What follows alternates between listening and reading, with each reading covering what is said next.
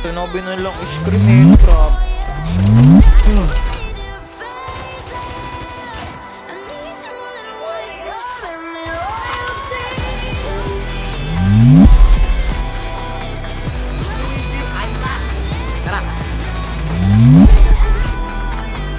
Wala ko na mangyari sa atin dito eh.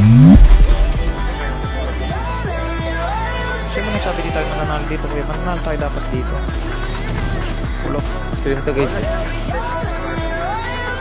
Hindi na, namadala ito eh. Sorry, ba't ang lang? Hindi na ako na naman ng ano. Wala ka bang energy sa buhay? Pero sa kamaya, tinan mo, ubusin yung kalaban. Wala ka bang energy sa buhay, Akaza?